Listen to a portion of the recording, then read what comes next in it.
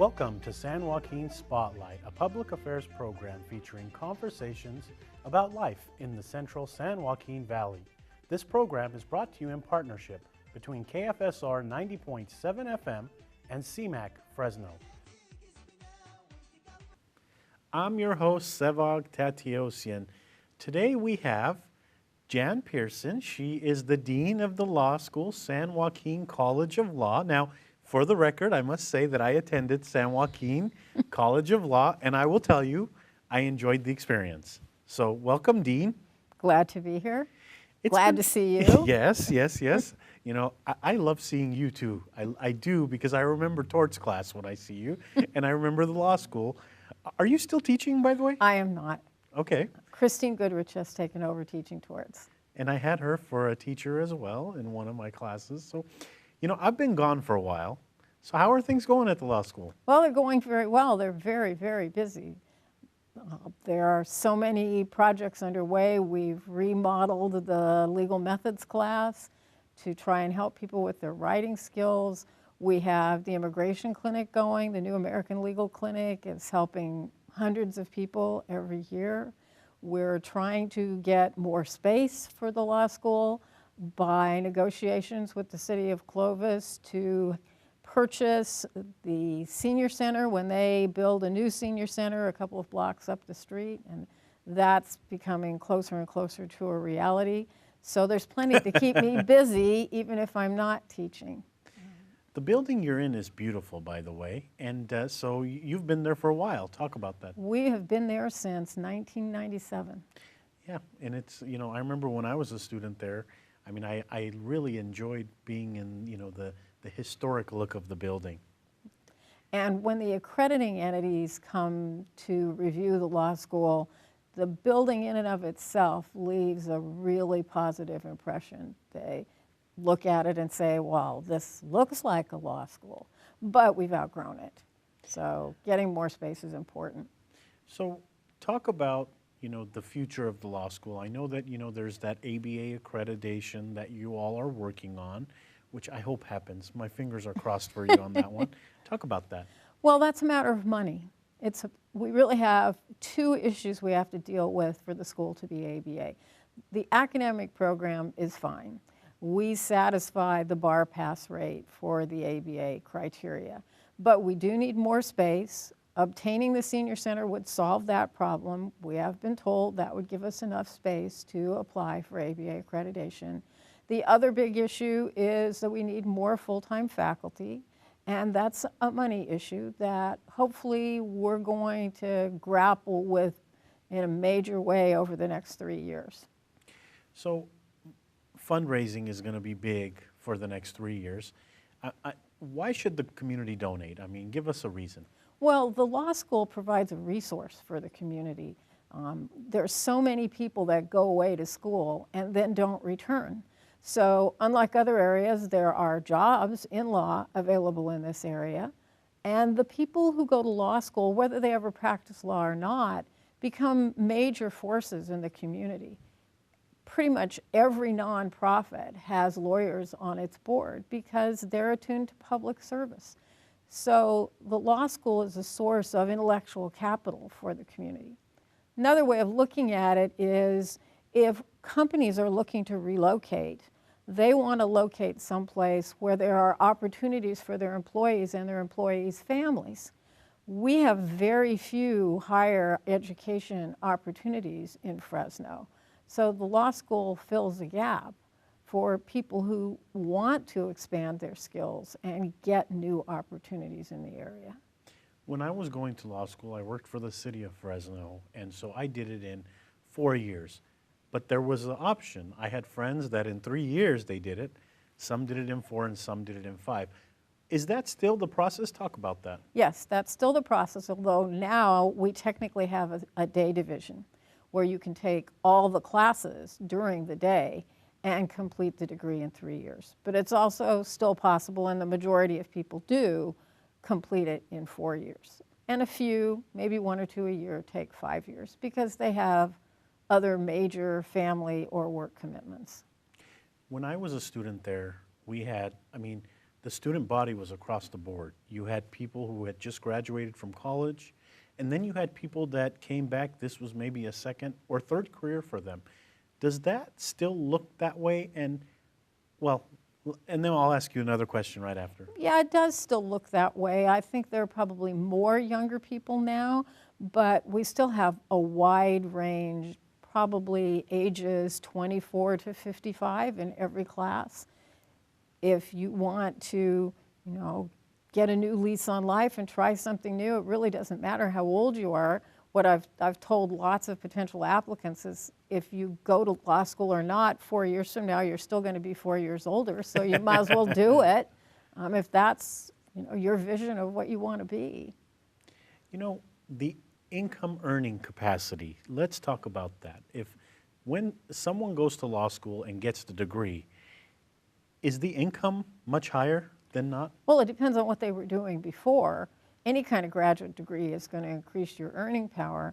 Depending on where you start, I would estimate that starting salaries are somewhere $50,000 to $80,000, depending upon what you choose to do. But really, the sky's the limit. It basically is dependent on how much you're willing to work. One of the other things that's interesting about San Joaquin grads is so many of them open up their own practices almost immediately and are so successful at it. I know very few people who have been unsuccessful in attempting their own practice.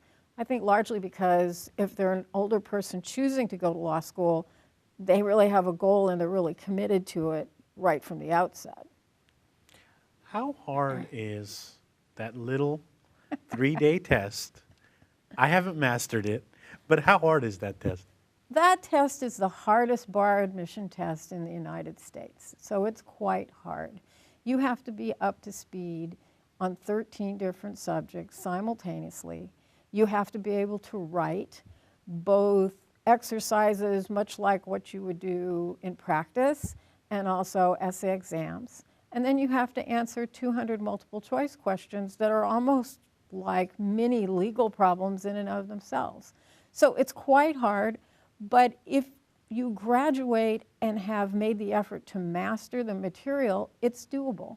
We know that if you graduate with a GPA of 75 or better in law school, you have virtually a 100% probability of passing the bar. But you have to not have a lot of other things going on in your life, and you have to strive for mastery, not necessarily just getting by. And it gets harder the further you're out from law school. And I know that you had a lot of other opportunities open to you. And so, stamina. One thing I noticed when I took the bar exam is that on the third day I was exhausted. Does stamina play into this? Sure. In fact, we recommend people have some kind of fitness routine during the time that they're studying for the bar exam because it is a physical ordeal. I can remember when I took it, the second day was all the 200 multiple choice questions. I had to be helped down the stairs because I was so exhausted. It is an ordeal. Now let's talk about law school and stamina because you have the classes, you're thinking, when I was in class, my brain had to be on full blast. Does stamina play into that? Yeah. It's a marathon, not a sprint. And you have to have a plan. We now have for incoming students an Introduction to Legal Studies class, which I think is just outstanding. It's before school starts. It tells you exactly how to study in law school to succeed. And if you will simply follow that pattern, which is not easy, it takes some time, but if you will follow that pattern, you are almost assured of succeeding. But yes, it's a tremendous amount of work. For the people that want to go, let's say there are people out there that always wanted to be a lawyer. They take the class. What advice would you give them? Take the class, the Introduction to Legal Studies class? Introduction with Legal Studies. Well, there's a method, and law school is unlike other education because you don't just read a textbook that tells you Columbus, quote unquote, discovered America in 1492, and then you take an exam and you give back all this information. In law school, you're learning principles of law, and then you're expected to take it and apply it to a totally new situation. What we recommend is when you're reading these cases in advance of class, that you do, we call it briefing the case, give the essential elements of the case, but also then you use that to try to predict what you're supposed to learn out of that. And then when you're in class, you can update that prediction based upon what you learn. That virtually becomes your outline to study for the exams. You can use your corrected predictions to make an outline of what you need to learn in that subject matter. And if people put the time in ahead of time to think through, okay, what am I supposed to extract from this case, they're much more likely to remember it because it's become their information. So that's a very long-winded recommendation. You know, what you're mentioning is a lot of analytical work, but writing, how important is actual writing in law school? Well, that's what lawyers do. Lawyers do a lot more writing than they do speaking. A very, very small proportion of lawyers actually appear in court with any regularity. Most of what lawyers do is written work. So that's our objective, or one of our objectives in law school, is to develop better people's writing skills. For the most part, they're not getting the experience in writing in high school and undergraduate work that they really need to have. So we now give them assignments where they have to write something, get feedback, rewrite it, get feedback, rewrite it, because a good lawyer will never submit their first draft. They work on it and work on it. I know when I have writer's block, my answer always is, write something. And then you can go back and work on it. How can people find out more about the law school, or for those who are interested in attending and are not sure that this is for them, what informational sessions are available for them? Well, there are a number of sources of information. First, we have a website that has thousands of pages of information. And the obvious website is www.sjcl.edu. We generally have what's called Law School 101 once a month. That is a session where one of the faculty comes in and describes what law school is like.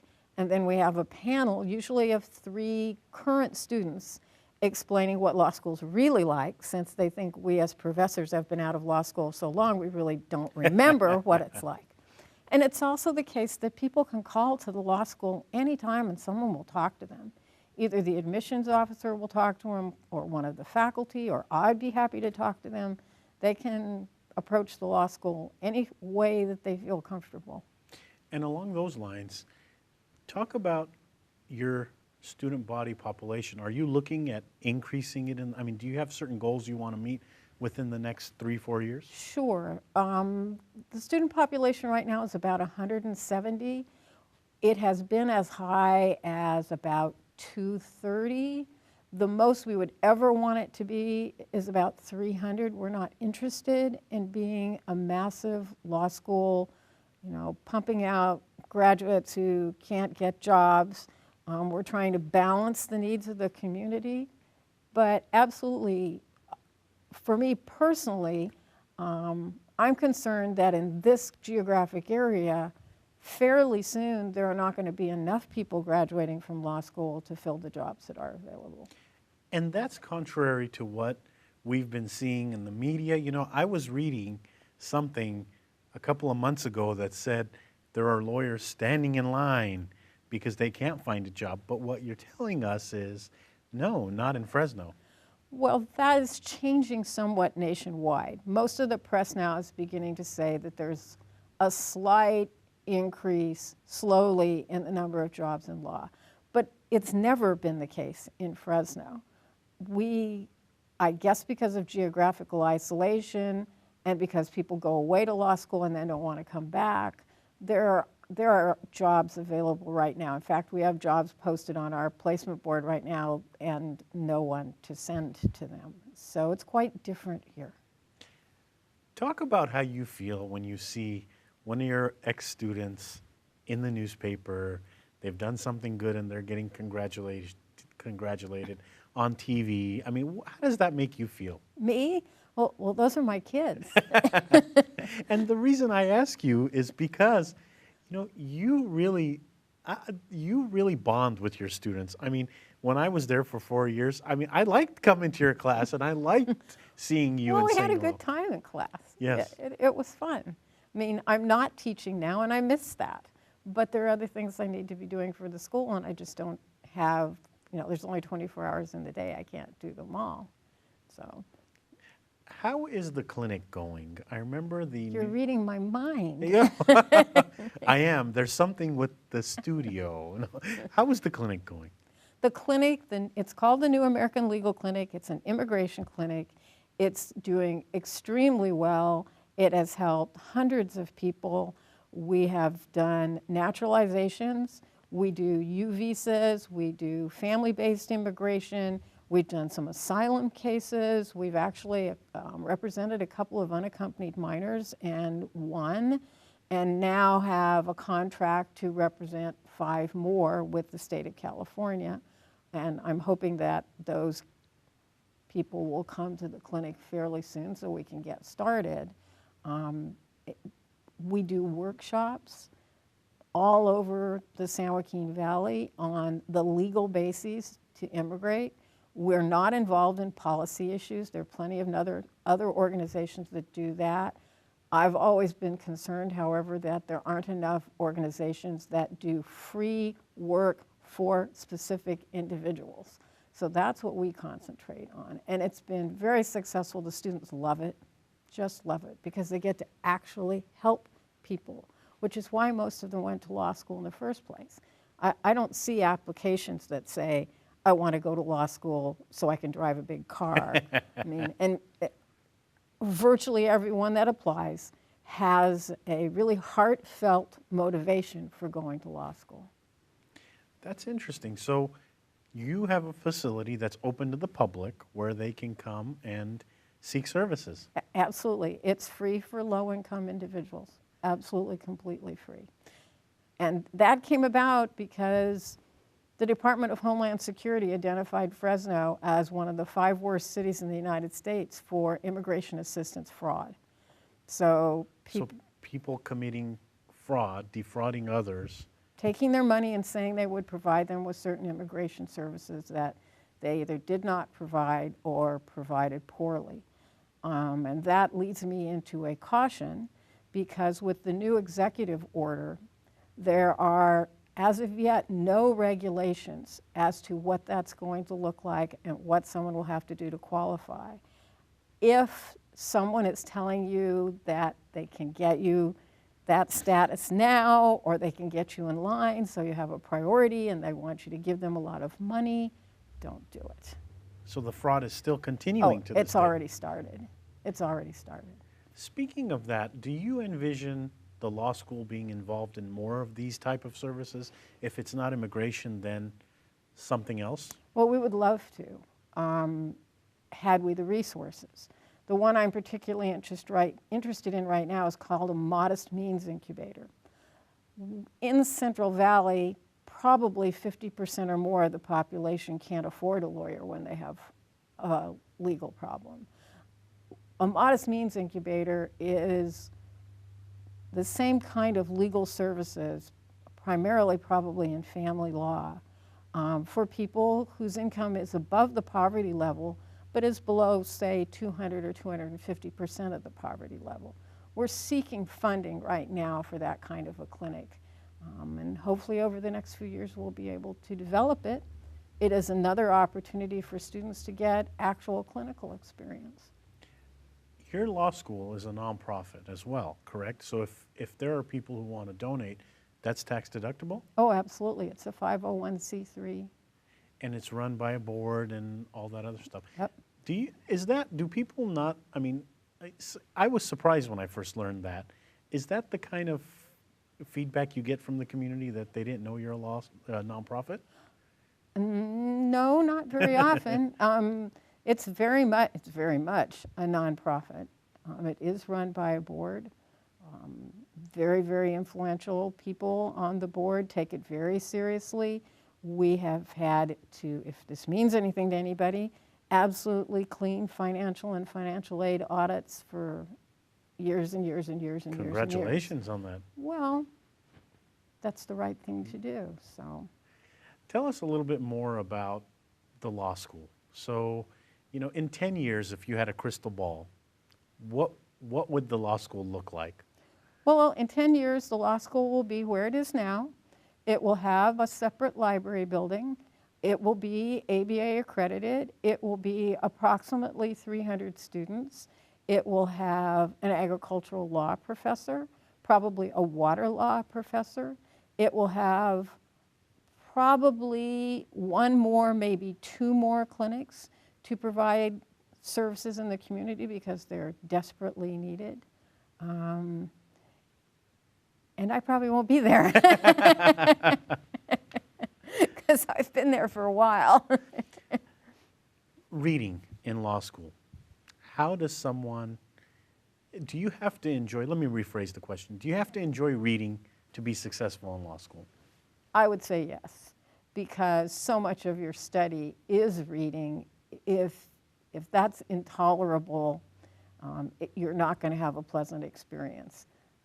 If you find that you hate reading those cases, since that's what you'll be doing all of your practicing life, it's probably not the best career choice for you. It's amazing how many people take their law school degree and use it in a different environment. We have people that have served on the Water Resources Control Board. The current Secretary of the Department of Health and Human Services responsible for implementing the Affordable Care Act is a grad of the law school. Just amazing things that people take their law degree and use those skills in all kinds of environments. Is that common? I mean, is it common for someone who got the law degree, practiced law a little bit, and then all of a sudden they move on to something completely different? Well, it's completely different on its face, but in reality, the analytical skills that you learn can be used anywhere.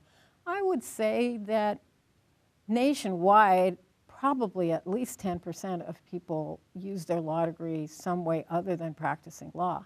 Now, in other areas, a very significant percentage over the last few years have had to use their law degree in some other environment. We've been fortunate that's not been the case, but there's probably a greater proportion using it in other environments than there was, say, 15 years ago. So talk a little bit about some of the graduates. I mean, you've got graduates that have been judges, DAs. I mean, tell us about that. Well, there are 38 judges, administrative law judges. We have a federal court judge. I had to completely stay out of the recent district attorney's race because both of the individuals were graduates of San Joaquin and in fact graduated in the same year from San Joaquin. Interesting. So I thought that was fascinating. Many of the DAs in the surrounding area over the years have been San Joaquin graduates. Some of the biggest names in criminal law and personal injury law in the Fresno area are San Joaquin graduates. People do every conceivable thing. In-house counsel for the appropriate name now is Valley Children's Hospital is a San Joaquin graduate. It always is amazing to me. People come in, and you may well remember this, come into the first night of torts class, and all I can see is terror across the board. And we get into the cases and start working on them, and there'll be people in the back rows hiding behind the books when I'm trying to call on people. And then they graduate and just fly. They just, even after the first year, we put people through moot court, and they're terrified of having to get up before a panel of judges and speak. And when they survive that, it's sort of like, I can do this. And what happens is people discover that they're capable of doing far more than they ever believed that they could do. And that's that's a really wonderful thing to see. For the people who want to go to law school, what advice would you give them? If they're in college now, let's say they're at Fresno State or some other college, and they're thinking about going to law school, what advice would you give them? Oh, probably advice they don't want to hear. Take courses that require you to write, and ideally give you the opportunity to write, have your writing critiqued, and then rewrite. Take a course in logical reasoning. As far as your major is concerned, doesn't matter. Doesn't matter. Take something that you love, that you're going to do well in. Ideally does involve some writing, but you don't have to have a degree in political science or criminology to go to law school. We've had people be successful in law school as music majors, anthropology majors, nursing, every conceivable major that you could consider. We are running out of time this week on the program. Briefly, is it ever too late for someone to go to San Joaquin College of Law? I think our oldest graduate was 72 when he graduated, and he went on to practice law for 15 years. Incredible. It was.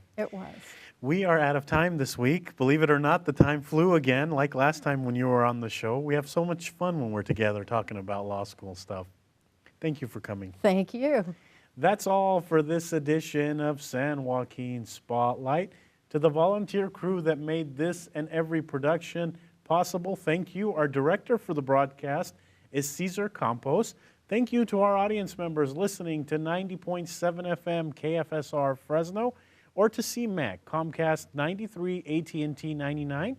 Special thanks to our guest this week, Miss Jan Pearson, Dean of the Law School, San Joaquin College of Law. I'm a grad, alumni. I'm your host, Sevag Tateosian. Tune in next week to a new edition.